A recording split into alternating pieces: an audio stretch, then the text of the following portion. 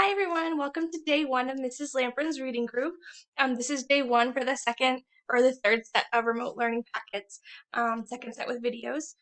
So the first thing that I want to go over is the book that we're going to be reading this set around. So this book I chose is called My Brother Sam is Dead. Before we begin, I want to tell you that this book is a very, very heavy book. It's about the American Revolution, and there is a law about war.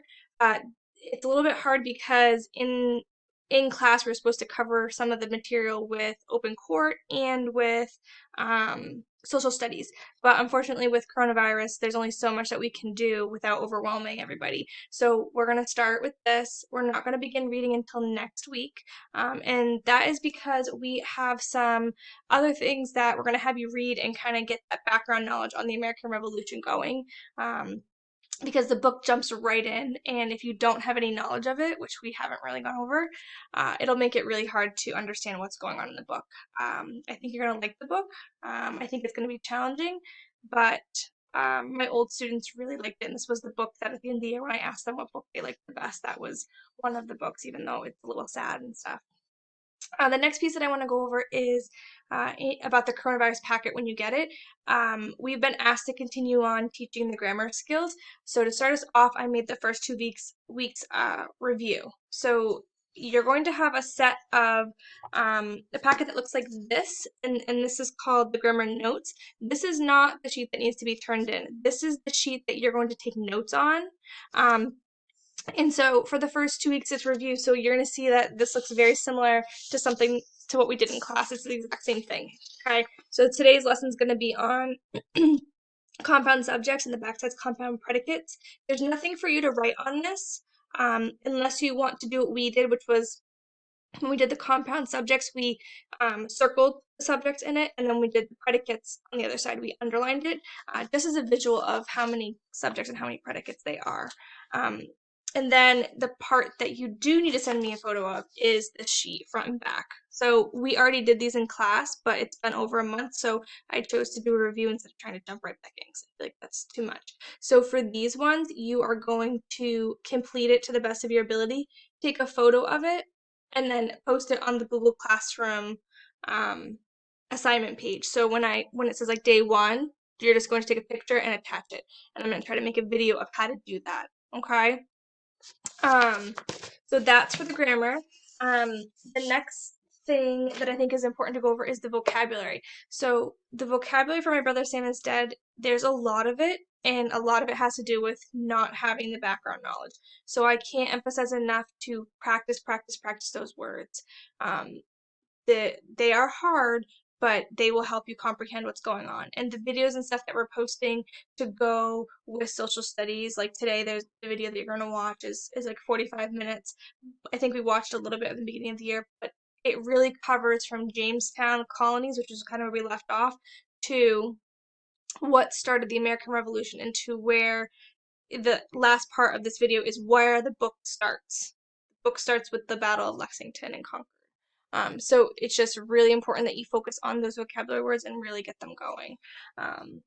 And set one of vocabulary is super important because it's a lot of those words will come up in the first chapter, like the word Tory and loyalist and rebel, which I think is set two vocabulary. But there's a lot of words that we just haven't gone over. Parliament, okay? So just make sure you're checking those out. So before we begin, we're going to go over, I'm just going to show you the words. You can see that there are a lot of tricky ones. So after this, hop on Quizlet and practice those, okay? Even though there's no type of comprehension quiz today, I highly, highly, highly encourage that you go do that, okay? So here's our words. All right, here's our first word. Continental Army. Delegate. Intolerable act. Loyalist. Massacre. Militia. Minutemen. Neutralist. Parliament. Patriot. Repeal. Revolution. Tory. And tax. Okay? So make sure you're going on to Quizlet and you're studying those. All right, so for today's lesson, we're going to just be doing a quick review on subject and predicates. I'm not going to spend a lot of time on it because we spend so much time in class. So I'm going to do a review of diagramming the sentence, and then I'm going to do a couple on your notes just to go through them, okay? All right, so here's your first example. So remember, a subject, we always ask who. Who is the sentence about? Okay, and the predicate,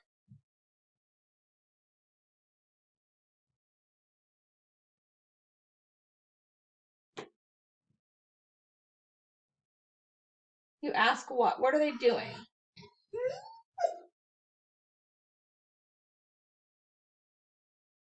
Okay, what are they doing? What's the action that they're doing? Okay, and most of the time when you ask these two questions, you should be able to answer what is the subject, what is the predicate. Okay? All right, so I'm going to do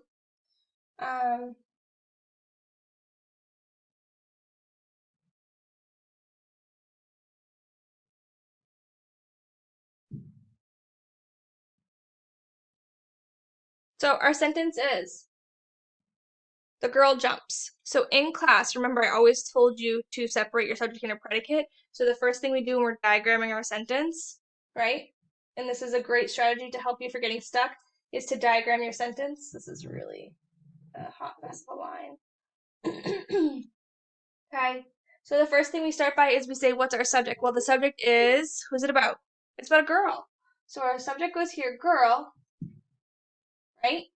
And then what is she doing? Well, she's jumping. So jump is our predicate, okay? Now, remember, this is an article. An article is considered an adjective, so it goes down here, okay? So now we've diagrammed it. The girl jumps, okay? We have our subject and our predicate. Now, this was the simple thing that we did a lot of work with. So now today it's going to be compound subject and compound predicate. So let me show you what that will look like.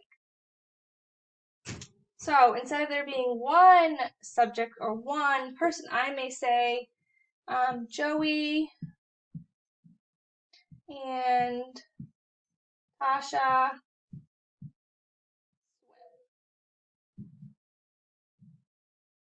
Okay, so if I was to again do this, I do my subject and my predicate. So for this, it's going to be a little bit trickier because it's double. Okay, they have this line. So this will become Joey, Tasha,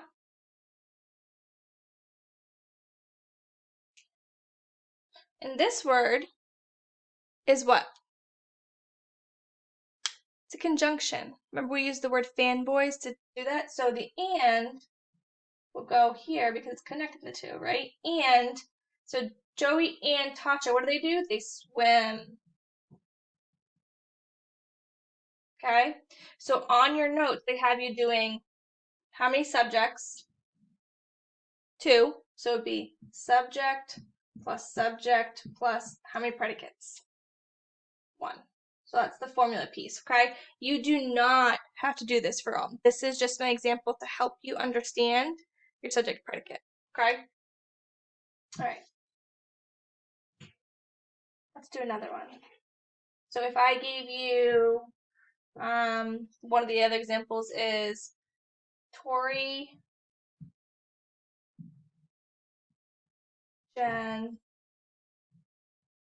and I'm gonna make up names, and Leo read. Great, so let's see, how many subjects do we have? Well, we have Tori, we have Jen, we have Leo. Great, how many subjects? 3. So if the formula would be S plus S plus S, and then how many predicates? Well, they're only doing one thing, they are reading. So it would be 1P. Okay, subject plus predicate. Okay? Now, on the other hand, we're going to be doing compound predicates, which means that it's one person doing 2 things. You may also have some that are multiple people doing multiple things, like Joey and Tasha are jumping and swimming. So now you have two subject, two predicates. Just important that you know them. Okay, so for the next one, we're going to do Tasha reads and studies. So, great. Tasha reads and studies. Okay, so we only have one subject, right? How many predicates? Well, what is she doing? She's reading and she studies. So she has predicate plus predicate. Okay? Subject plus predicate plus predicate. Let's do one more and then I'm going to have you work on your grammar page. Okay, let's do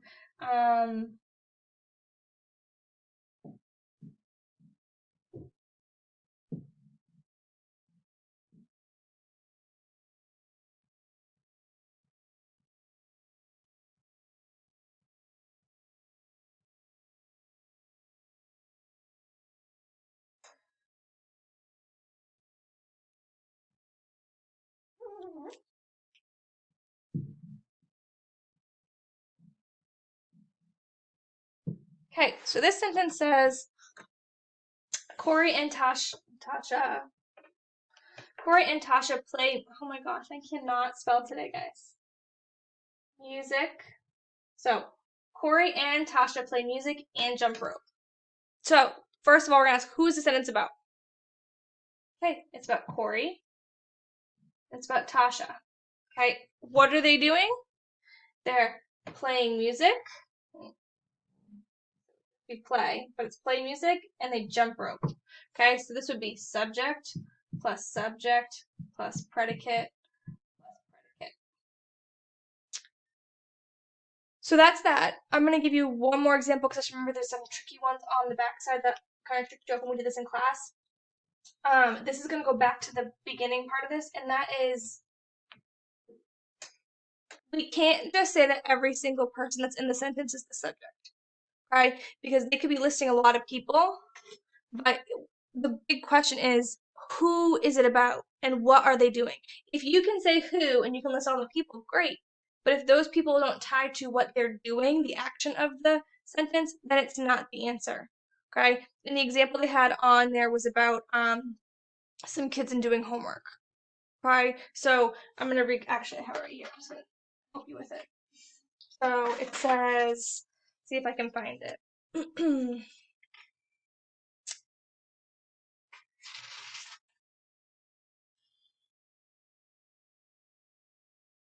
Okay, here we go.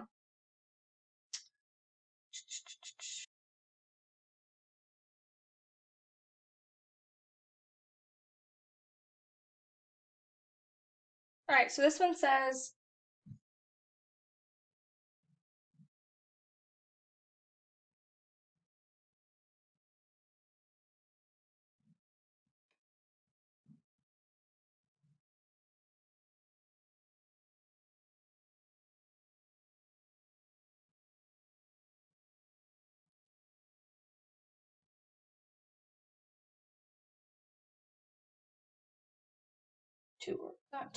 to work harder.